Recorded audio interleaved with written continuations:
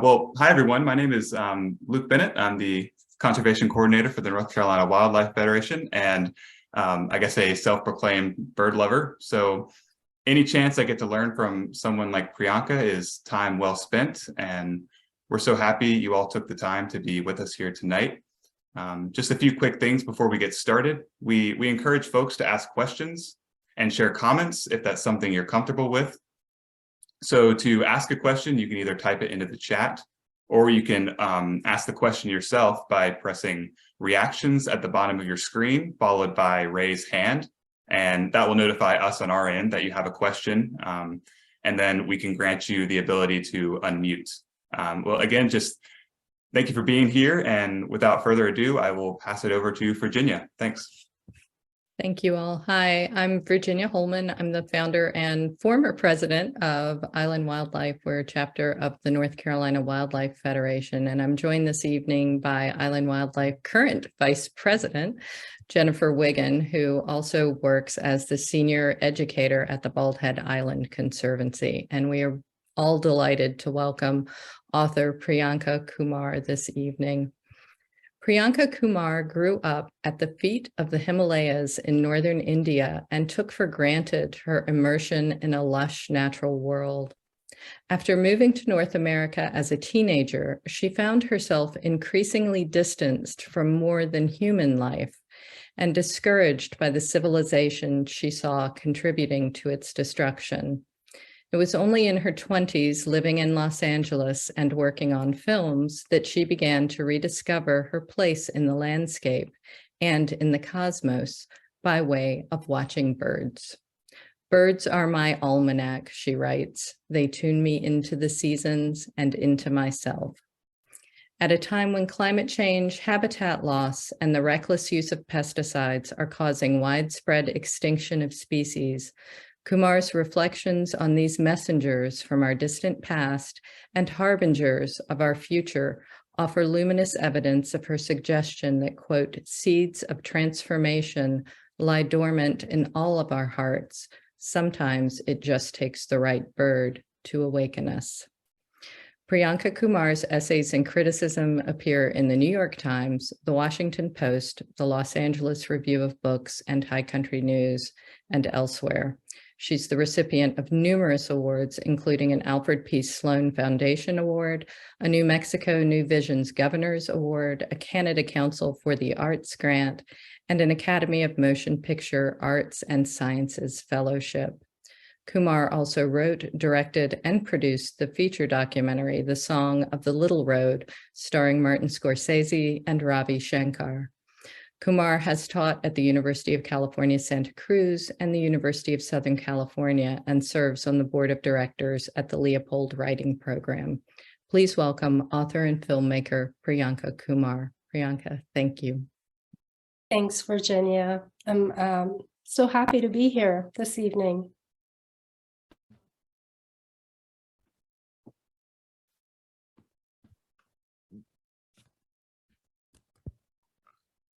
Luke, I believe we're really happy to have you join us. Sorry about that. Priyanka, I understand that you'd like to start off with a reading. Yeah, if that's okay. I'm just going to read a very short passage about the Longbill Curlew, and I understand that you get this bird, which is a nice something that we have in common, since the curlew actually comes to New Mexico, where I live, to breed each summer. And I encountered, the passage I'm going to read is about how I first encountered the Longbill Curlew, and that was in California near Santa Cruz. So here we go. So this is in the second chapter of the book. About a month after Thanksgiving, on a cloud-filled December morning, I took Michael, my husband, on a surprise birthday hike. We headed to the Elkhorn Slough, a tidal salt marsh and estuarine research reserve some 26 miles south of Santa Cruz. On this first visit to the slough, a mass of ashen clouds loomed over us. What beauty the Elkhorn Slough might be said to have is of a stark, blanched variety. I zipped up my navy windbreaker as we walked up to the base of a sprawling charcoal rock. We were surveying the tidal mudflats below when an elderly man and a woman approached us. They were volunteers armed with battered copies of the National Geographic Field Guide to the Birds of North America. Would you two be interested in going on a bird walk? We had never been on a bird walk before, but their aquatic eyes shone with such hope that I didn't care to disappoint them. I hardly realized in this moment that my way of looking at the natural world was about to undergo a seismic shift. They led us down to the salt marsh, and the four of us walked along a dirt path, skirting past gleaming pickleweed that sprouted from the ground like succulent seaweed.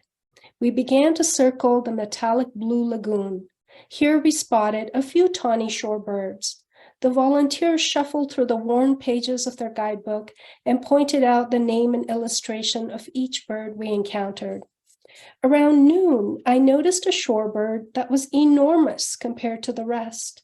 If the plight of the diminutive snowy plovers had ushered me into the domain of shorebirds, I now faced a bird who, at roughly 2 feet tall, was a monad of shorebirds. I was told that this solitary bird, foraging scrupulously along the edge of the blue-gray water, was a Longbill Curlew. Intrigued, I stayed back to observe it while the others walked on. I took in the slender lines of the curlew's neck and its marbled beige and umber back. I stared at its impossibly long bill, flesh-colored on top and chocolate brown at the tip. Essentially the largest sandpiper in the country, the bird was half as tall as a crane, but without the crane's assured elegance. With its absurdly elongated, curved bill, the curlew looked almost unwieldy, like a pointer to another era. To the kinds of feathered creatures that might have existed in the time of dinosaurs. This bird angles its protracted bill into the burrows of mud crabs and maneuvers its prey to the surface to feed on it. In retrospect, I must have seen a female, which in this species is bulkier and has a lengthier bill than the male. The curlew was wholly at ease. The bird's unhurried pace, combined with its focus and laser-sharp moves when it found an invertebrate to eat, was nothing short of arresting. I might have been watching a Zen monk at work. Here was a bird that embodied Milarepa's saying, "Hasten slowly, and you shall soon arrive."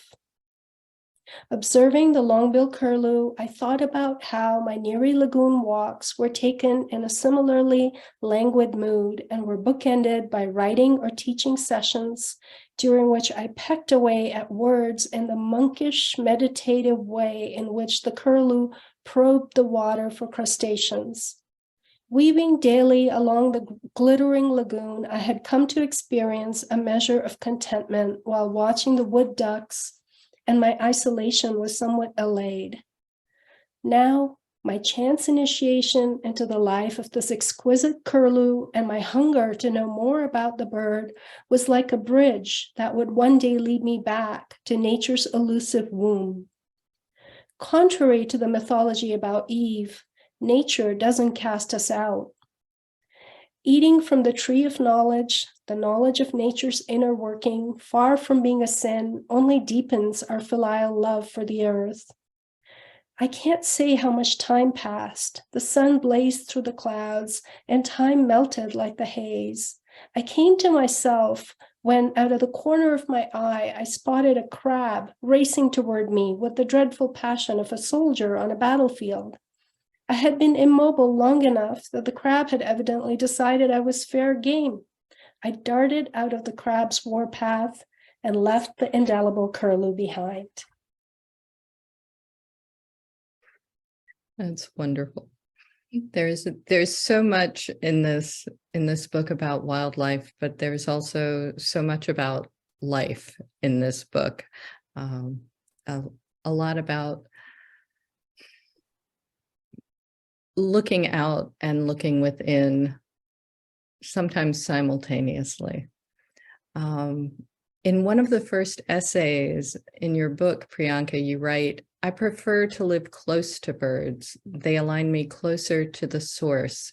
Still more contiguous to the source are small children and the elderly, and I suspect that they comprehend a flash of yellow eye and the vocabulary of talons, mottled wings, and the clandestine signals far better than the rest of us," end quote. How does watching birds and other wildlife connect us, if you will, to that ineffable source? That's a great question, Virginia. I do think that the material world is too much with us. I mean, as Einstein once said, that all my possessions, I think I'm paraphrasing him, all my possessions are nothing but a stone around my neck. And I do feel that we have too many stones around our neck today. Whereas when we go out into nature, there's this real shift. It's something real that I've experienced and that a lot of other people have experienced. And we may encounter the beauty of a bird or a fox, and it's a glimpse, especially in the beginning, we just see a glimpse of this beauty, but it stays in our heart in a way that uplifts us and brings light to our spirit, and is certainly not a stone around our neck. And I mean, I think one reason I wrote this book is to encourage more people to find a way of really find their own way into the natural world, to maybe read about the kinds of transformative and joyous and sometimes frustrating moments that I've had over the last 2 decades of observing birds, and really hoping that this will crack a door for the reader and maybe inspire them to not acquire more stones, metaphorical stones, but really to be engaged with the natural world in that way that really deepens our spirit.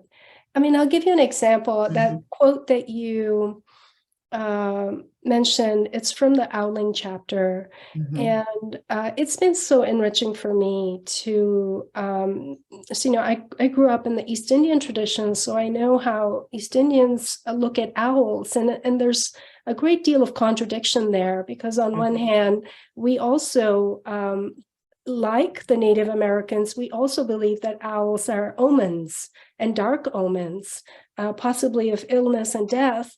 But at the same time, our goddess of prosperity, Lakshmi, is also always shown with a white owl. So we also believe that an owl is a symbol of wealth.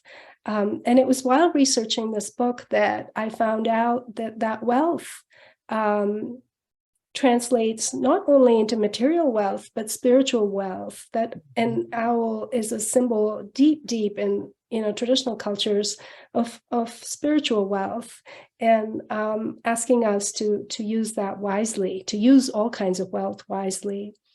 And in my own life, and this is very recently, I was coming back from a walk, and we have a resident great horned owl. And, I was coming back, and just as I turned the corner to my street, I saw the owl, the great horn, on a Siberian elm, and it was perched very high up in the tree, and the sky was darkening. And it was kind of moving its head and its body. It was doing a bit of a dance. I was quite transfixed, and I turned to see who the owl was addressing itself to, and there was a crescent moon up in the sky, and the owl was directly facing that crescent moon. And it was such a moment. It was such a moment of just being pulled closer into all the mysterious things that happen in the cosmos. And I mean, of course, you can understand the great horned owl from a scientific perspective, but just being transfixed in that moment, watching the owl looking at the moon and moving in a strange way that I'd never seen before, it just pulled me so much closer to the cosmos and maybe to, the source, whatever it may be. That's a wonderful answer to a very complex question. One of the things that I most appreciate about your essays is their capaciousness. Each one begins in a way where you're focused on a single bird, but in doing so, you connect the reader to the integral, and I quote, biotic connections that sustain all life, soil, plant, and animal communities.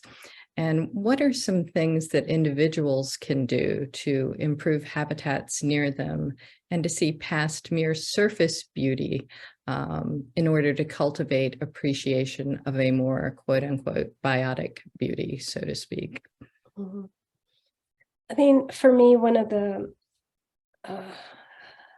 key questions of our time, especially in this moment in time, is, are we going to develop or cultivate or deepen our ecological consciousness or not? I mean, if we're not going to do it today, then when? Time is running out. As I mentioned to you, Virginia, I was recently, I spent 2 weeks doing a writing residency in Taos. Mm-hmm. And one of the habitats that I really enjoy there are wetlands, and they have a beautiful park called Fred Baca Park, where I've been going there for years and seeing, all kinds of birds, from migrating warblers to the sora.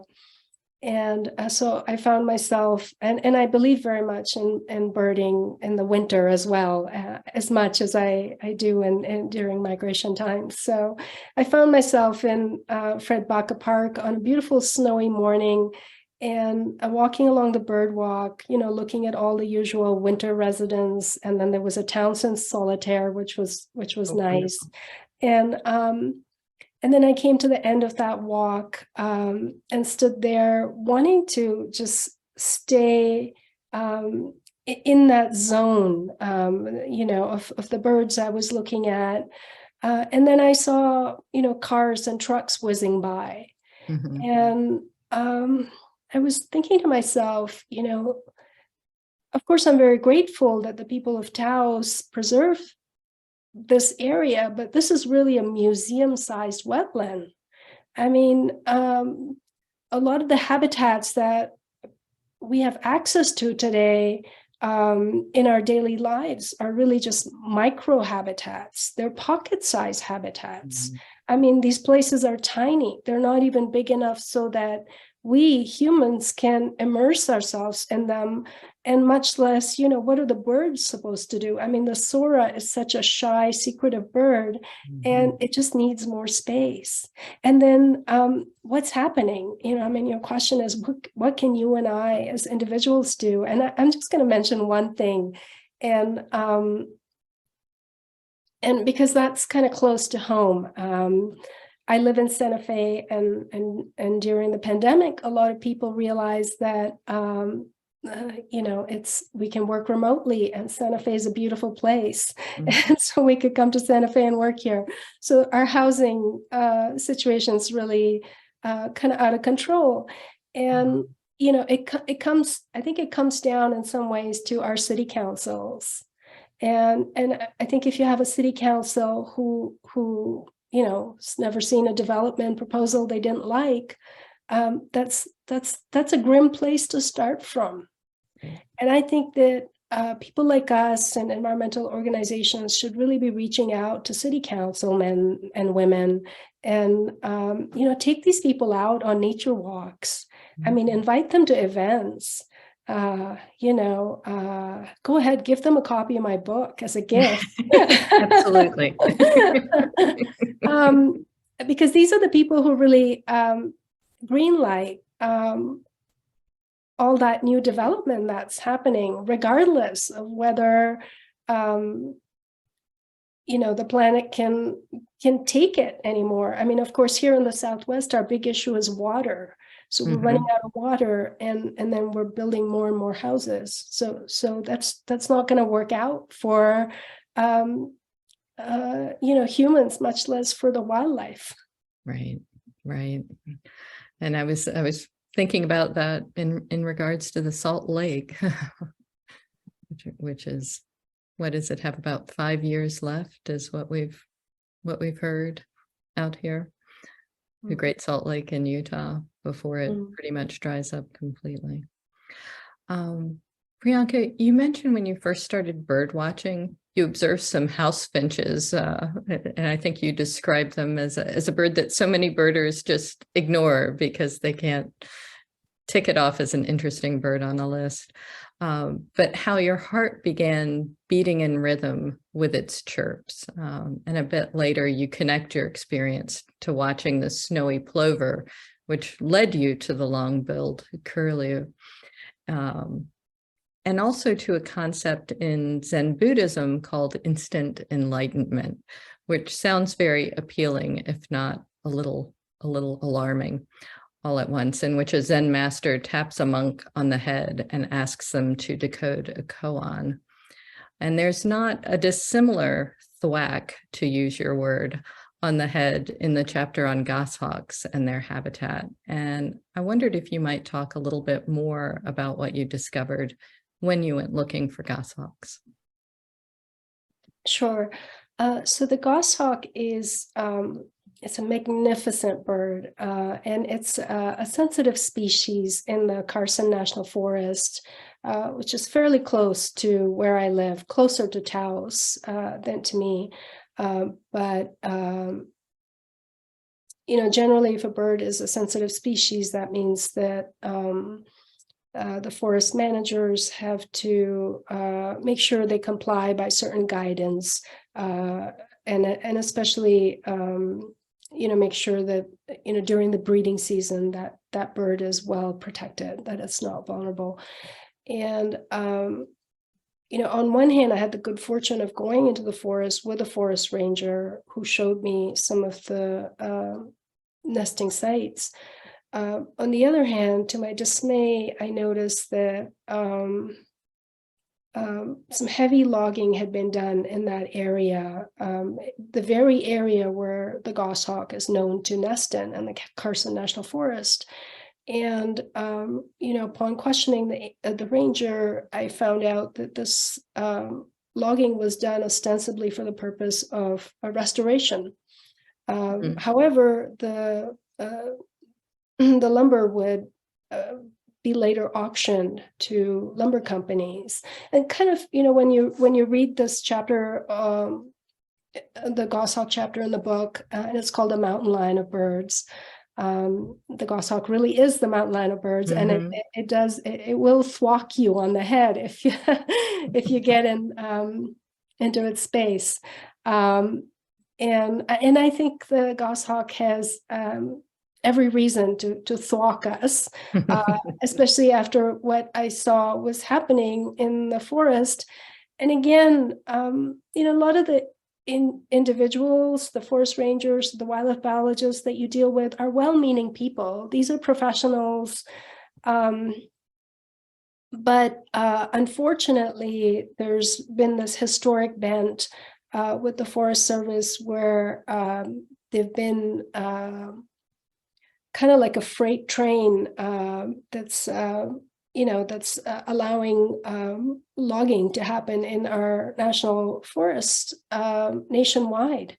And I think that it's important that the Forest Service do more public outreach. I think it's important that they have more public forums so that people like you and I can understand what is really going on. I mean, I think it's commonly known that they're beholden to the lumber companies. The lumber companies are constantly knocking at their door.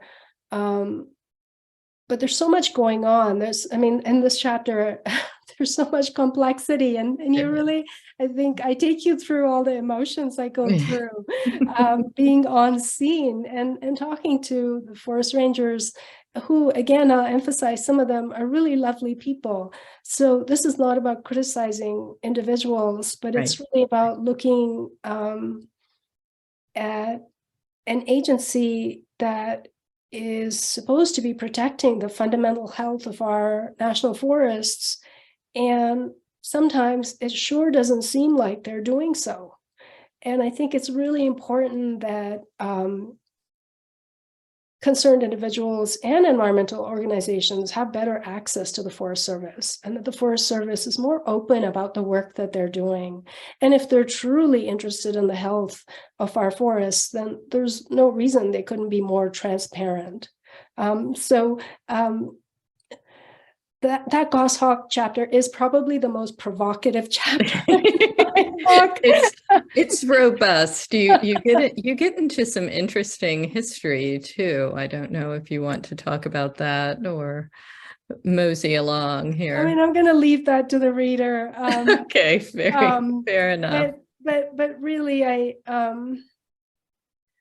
know that I left that situation really wanting more of an open communication with the Forest Service.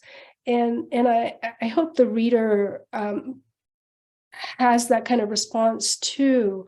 And this is something that really needs to shift. And it's not just about protecting vulnerable birds like the goshawk, who incidentally, the goshawks prefer, and scientists know this and have known this for some time, that goshawks prefer old growth forests with thick canopy cover. So if you are going to, heavily log their favored nesting areas, then, I felt like I needed to ask some questions there. And I think that's why the chapter ended up being so provocative. But I really hope that we all, in our own way, small and big, hold the Forest Service more accountable than we have done in the past. And there are some wonderful people who work in that service, but at the same time, some of the things that they do don't even always square with what climate scientists are telling us. So, there's great scope for improvement and communication there. Well, and that it is a provocative chapter, but it's a very interesting one as well. And I think illuminates things and practices that maybe a lot of people just aren't aware of in their day-to-day lives, or even their day-to-day birding lives. And I guess that leads me to the next question here. Is it's easy sometimes to become discouraged by practices or a scope of destruction, whether it's in a national forest, whether it's in your city or town, as you describe in the Goshawk essay. Although it's reasonably easy and productive to plant, say, native plants in your yard, barring an overzealous HOA,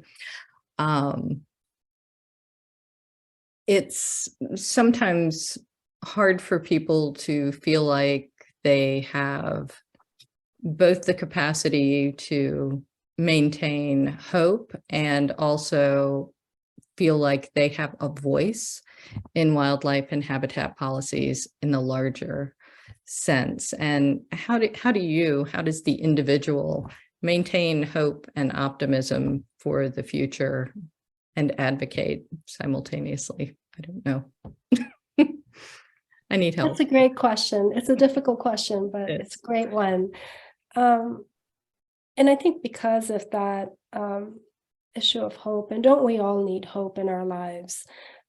Because of that, I think it's particularly important that even though we might be working on, say, policy-related issues regarding the environment, that we still get our hands muddy in our own gardens. And I think that it's that, at least for me, given how deep I go into some of these issues, and when I see all the things that well-intentioned things, and we can touch upon this in a moment, some of the legislation that people are hopeful about that ends up not going through, and it's very frustrating. And I think in those moments, I just get back to my garden and grow bird habitat. I'll just give you a small example. I started growing sunflowers as soon as I moved into this house about 15 years back. And so we have very big stands of native sunflowers now. And in the fall, goldfinches come to those, and they of course love to ride those stands of sunflowers. And then what we do is we just let all of that go wild. So we're not crazy about pruning, because those stands of sunflowers could be overwintering habitat for solitary native bees. And the birds keep eating those seeds throughout the winter. We have a lot of wintering resident birds. And so we keep all those things wild and don't really trim anything until April.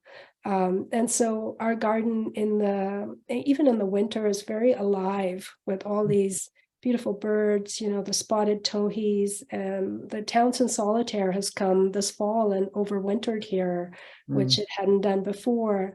And I'm finding that as the garden grows more mature, we're attracting birds that we weren't attracting before. So it's certainly very small, that impact, but it is gratifying, and it is meaningful to us. And personally, it keeps my sense of hopefulness going.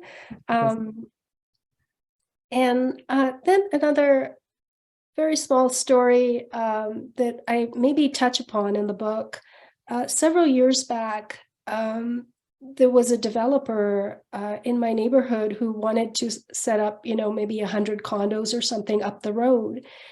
And I was barely here. I was probably a very new resident if I'd even moved in at that point. But there were two women who lived on the street, one across the street from me and one on a corner lot, that just decided that this was a no-go. They didn't want this to happen to their neighborhood. And they fought it in the city council, and they got this neighborhood declared a historic district. And there was some motivation for that. And because of that, the lots here can't be subdivided. And so we still have a semblance of our pinon juniper woodland ecosystem, which is why to this day, bobcats, fox, coyote roam through my backyard. So whereas one of those women has since passed on and another has moved on, so neither of them are on the street, they made this tremendous impact, not just in my life, but in the life of these big mammals, who, because of the feistiness of these two women, we have wildlife corridors in our neighborhood. So I think that people can really, really make a difference. I think that sometimes we tend to underestimate the power of our own voice. And certainly I think, especially locally, I think our voice can be really powerful, not to mention when all of you who are aligned with this wonderful organization, you can have a tremendous impact. So I think in a way, we don't have a choice. We have to be hopeful, have to stay hopeful.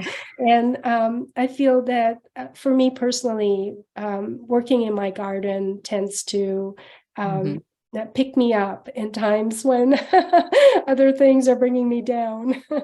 Good. I think about maintaining hope. I mean, there's the individual's action, and then there's collective work as well. And I'll ask one more question before we open it up to the audience.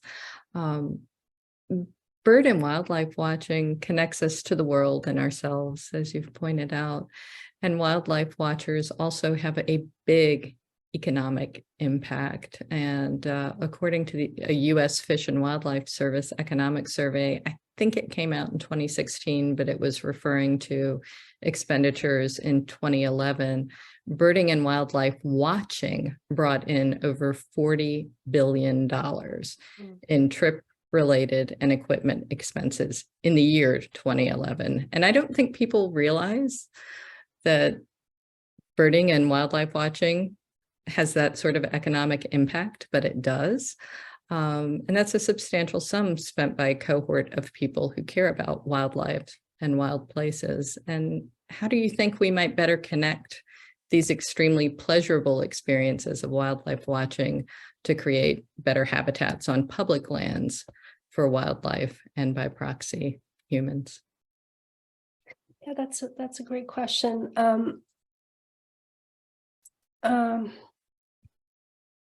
Those numbers really show how tremendously powerful we can be.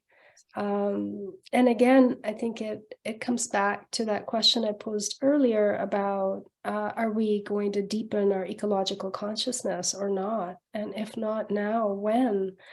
I think one thing that can be helpful, I know it's been helpful for me, is to not think of birds as individual species. Of course, they are individual species, but to really think about them as groups, as community of birds. Mm-hmm. So now lately I've spent some time researching grassland birds, which incidentally are the fastest declining group of birds in the US. And have been for some time. So, and the Longbill Curlew that we began with is a grassland bird, as the burrowing owl. Mm-hmm. So I think that when we think about birds as a community of birds, and we look at some of the relationships, for instance, the burrowing owl is very closely connected with the prairie dog. And because the burrowing owl uses the burrows that the prairie dog digs, and sometimes, and they have a symbiotic relationship. Sometimes they tend to warn each other about predators. Mm-hmm. So they live they're neighbors. They live very close to each other. They communicate with each other.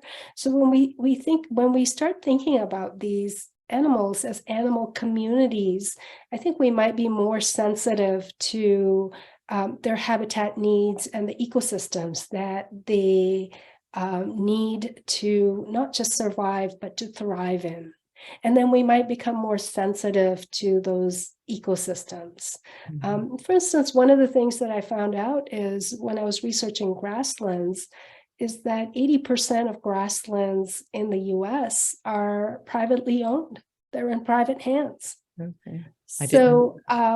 So that's a huge number. So, I call this book Conversations with Birds, but what I'm hoping is it's also going to inspire conversations about birds. Mm-hmm. So what is it that we need to do to protect the Longbill Curlew, who's declining? You see, if such a large percentage of grasslands are in private hands and curlews breed in those grasslands, mm-hmm. We'll find out that curlews need grasshoppers to feed their chicks. And if these privately held grasslands, a lot of which are farmlands or ranches, if landowners are pesticiding their fields, then it's killing those grasshoppers. Mm-hmm. And so the curlews don't have enough food for the chicks. Right. So I think that there's so many of us who do love wildlife. So that's a wonderful place to start with. But I think that once we become more conscious of the relationships between species and the relationships between species and ecosystems, I think that it would be a natural thing for us to we will find our power and maybe use it more effectively than we have in the past to advocate for some of these birds. And I'm going to leave it at that. Wonderful. Thank you. I'd like to go ahead and open up the Q&A to our audience now. If you'd like to ask a question, please raise your hand and Luke will unmute you so you may speak. And you may also type your questions in the chat box. And Luke, Jennifer, and I will try to answer as many of them or pass them on to Priyanka to answer as many of them as we can in the time allotted. I'm going to mute. Virginia, No. we actually already have 2 questions in the chat. Okay. Will you go ahead and do those? Yeah, absolutely. So the first one is from Susan Preston, and she would like to know what's the best way to hold the Forest Service accountable? Yeah, well, that's a wonderful question.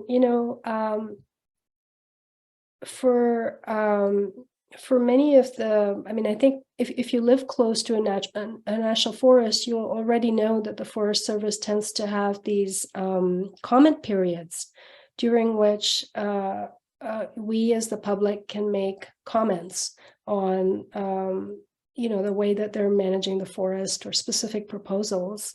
And I think that that's one time that we should really use to communicate with them. And the other thing I think, in New Mexico, we recently, this past summer, had some major wildfires, some of the biggest wildfires in the history of our state. And recently I noticed that the Forest Service was doing public forums for some of the communities that were impacted by those wildfires. And it occurred to me that, wow, if they can do public forums for those people, and they had to, I think, because those communities were really mad, because it was a prescribed burn by the Forest Service that went awry. And that's how the fires started and affected residential areas. And so I imagine that those people were really mad, and the Forest Service had to have these public forums. I'm just thinking that we need to pester the Forest Service in order to, from everything that I've heard, they're a really hierarchical agency, and it's not always easy to, I've found that it's not always easy to reach them. But at the same time, they are a public agency. They are, they technically are supposed to be communicating with us, I believe. And I think we just need to pester them and make it happen. That's all I can say. Yeah, absolutely. Our next question, and I'm sorry, I'm not sure what your name is based on the computer name, but they'd like to know if there are any practices or traditions that you experienced growing up near the Himalayas that you could pass on to them. Yeah, that's a great question. So I spent most of my early childhood up until the age of about 9 in that area, and it really had a very strong, profound impact on me. And one of the reasons I think it had that impact is, of course, that was a time when, my life was almost completely untouched by technology. We didn't even have a television set. And so all my waking hours that I wasn't in a convent school, the nuns were really kind of strict with us. But in any case, all the time that I wasn't in that school, I was just wandering around, developing, even as a 5-year-old child, this really deep connection with the mountains, the snowy mountains. I always looked at them and kind of personified them, and wondered what mood they were in on any given day. And I think that's what children need today. I think they need to wander more freely in the natural world. That's the main thing I can pass on.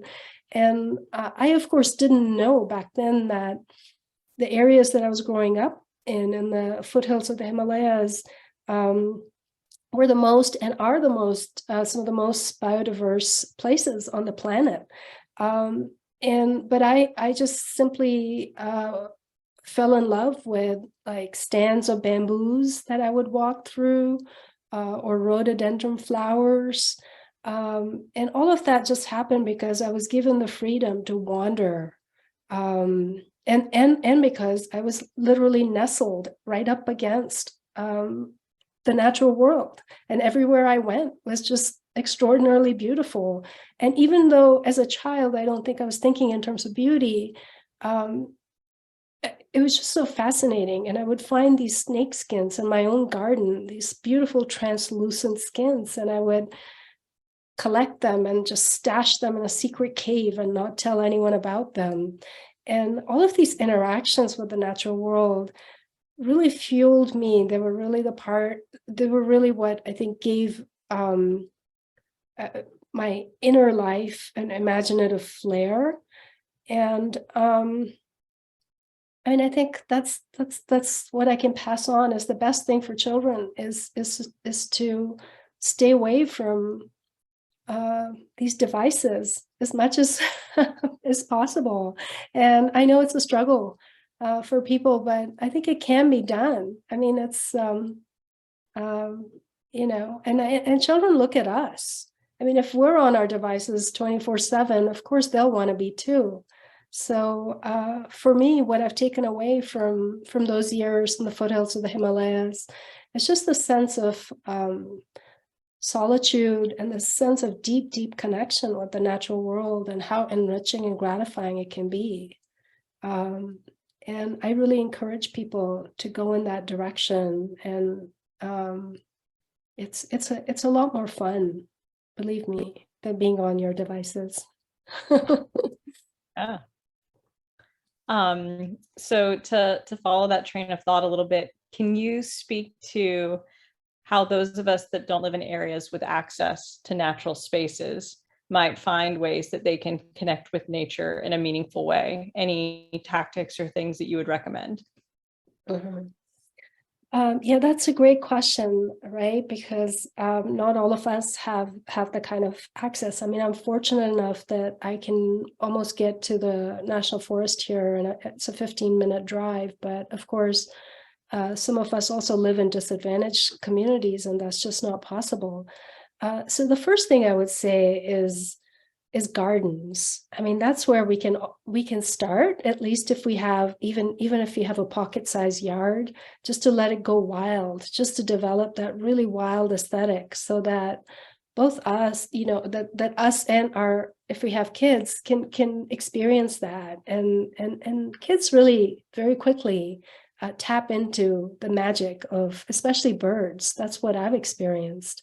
And even if we don't have our own garden, just a community garden, and keeping the edges of it really wild as friendly habitat for birds and bees and everything else. And just really pestering, again, it comes pestering our city council people and the mayor to have more green spaces. I think it's so important to have more accessible green spaces. And the studies that are coming out now are actually showing that what we've been hearing about forest bathing is true. And I call it nature bathing. I mean, trees actually spray immune boosting aerosols on us when we walk underneath them. And we all of us need trees, not just on the weekends, but in our daily lives. I mean, it's so important to have a connection, if not to birds, then to trees. And just getting to know trees and being able to tell how their barks are different, the texture and colors. It's all so gratifying, but first we need access, right? And so we need more green spaces, so that we're not so it's not just the elite who can manage to get away to national forests on the weekend, but so that all of us, especially children, can get to green spaces and get to know birds and trees. Otherwise, we're really in for it because this is the next generation. And a lot of the times when I'm out there, I'm seeing when I'm out there in national wildlife refuges or just out there hiking, I'm generally seeing more older people, which is wonderful. It's great that they're out there, but I'm a little bit concerned that I don't see young families and I don't see kids. I do, but it's rare. So all of us really deserve to and need to get out there, and we need those green spaces. Yeah, absolutely. I didn't know if you could speak to, so I also have a young child, as I know you do too, from your book. And what are things you would tell people with young children to make them comfortable in those spaces? One of the things that I have found is that I don't see a lot of young children out when we do go out. And do you have any tips or things that you would give people to embrace exploring these natural spaces more with their young children?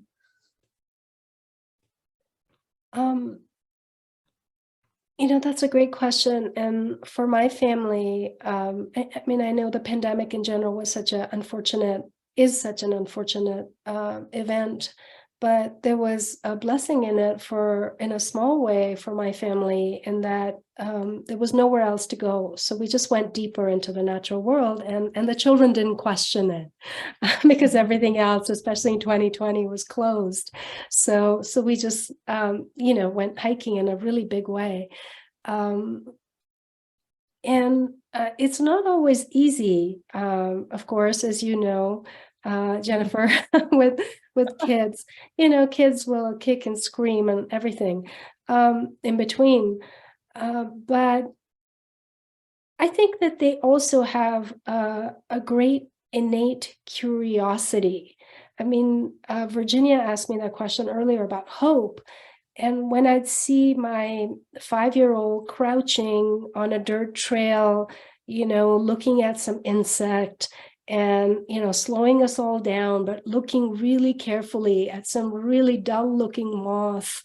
And, but it was just like, wow, look, she's so curious about that. And just knowing that it's going to be slow going with those kids, just not having any expectations. But the most important thing is to just get out there, just get out on the trail.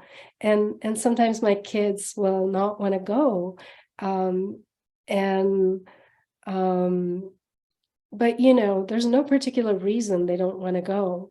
But we might say, okay, how about we do so and so after? We'll go and get, some hot chocolate after. And okay, so they decide to go. But once they're on the trail, they seem so happy. They're jumping and skipping, and they're finding this and that and the other. So any kind of sulks they might have had before going just seem to dissolve. So just really be very, very patient with them, and I know that it's going to be slow going, and it's so worthwhile to do that. And we really stay away from devices with our kids, and at least so far we've managed. But I don't know how it'll go moving forward. But it's really been worthwhile to have them in nature as much as possible. No, absolutely. I always say that it's more about the journey than the destination when we go hiking with my daughter. And it's usually, like you said, as long as you kind of remove the expectations, it's always a wonderful time, and they do love it. Oh, perfect. Rob Ackerhelm. I'm sorry if I didn't say your name right. We have a question from there. Luke, if we could unmute.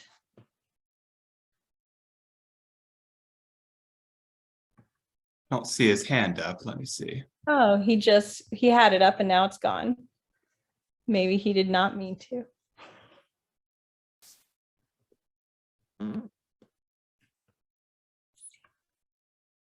Actually, let me check on Rob here. He did send me a direct message, and this seems to be a comment, not a question, but It Okay. seems like he's all in on gardening and native planting, leaving out lawn chemicals and see what happens. Definitely check out the local arboretum is Rob's advice. And I can attest to that. Yeah, this is Rob. I meant to applaud your comment about just getting the kids out there. I didn't mean to raise my hand. Thank you, though. Oh, yeah. I totally agree.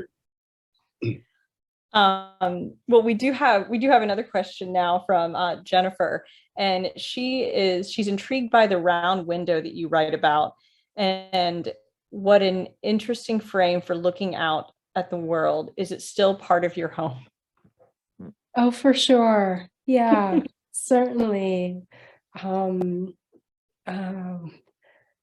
Yeah, it's just yeah, that circle is very elemental, and it's what attracted me to the house. I think I just saw that round window, and that was it. I didn't really look much more. And the real estate agent said, "That's it? You don't need to look anymore." But I am one of those sensitive people that window struck me with its kind of hobbit-like flair, and that's it. Yeah. And then we have a comment from Susan. Susan says, so many parks in the Triangle area, which is the Raleigh-Durham area of North Carolina, have a lot of playgrounds and walking trails. And she sees families doing both activities as well as participating in free and low-cost nature programs. And yes, I do agree, Susan. There's a lot of really wonderful things that they combine at a lot of the nature spaces in our areas to make it accessible for, I feel like, for everyone in terms of maybe what stage of nature adventuring you are in. So that's so great. Yeah, we need more of that kind of network. Yeah. And then Ellie Huber has asked, what role has writing and creativity played in bringing you closer to the natural world?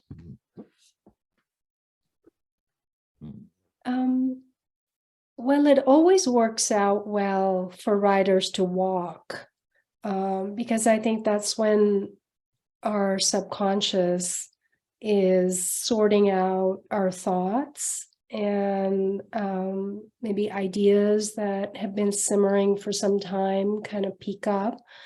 And so as a writer, I've always enjoyed walking. And what better thing to do than to walk and hike in the natural world? I mean, I think that's very closely linked to my creativity.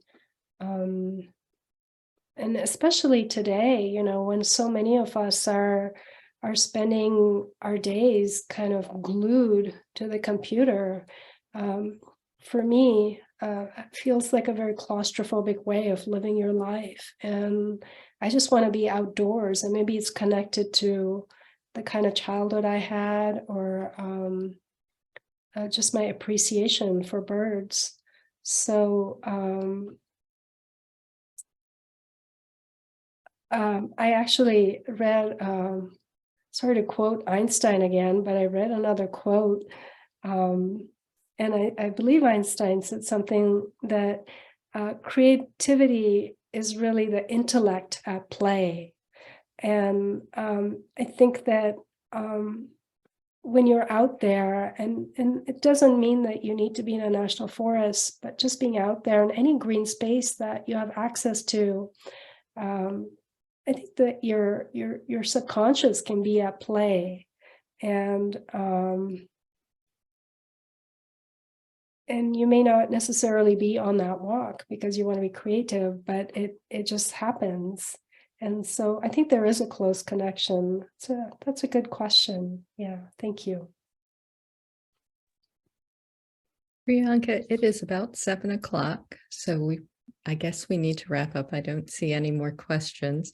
Is there anything that we missed that you would like to mention, or anything that you don't get asked frequently that you'd like to be asked?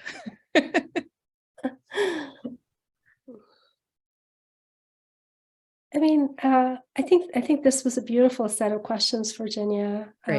I think Okay. in general, I'd just encourage people, and perhaps there are a lot of bird watchers here listening, and I would just encourage people to deepen the way in which that they observe birds, and to think about bird behavior and the Mhm. relationships that birds have with other animals, and that's a very gratifying thing to do.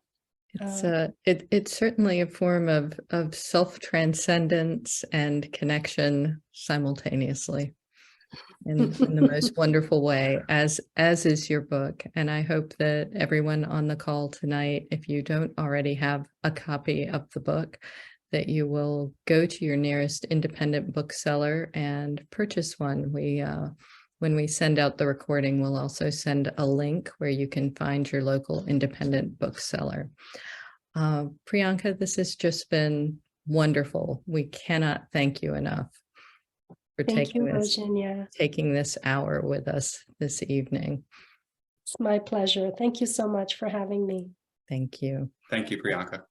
Thanks, you, Lou. Priyanka. Thanks, Jennifer. Thanks, everybody. We'll see Bye. you soon. Bye-bye. Have a great night. Bye-bye. You too. Bye.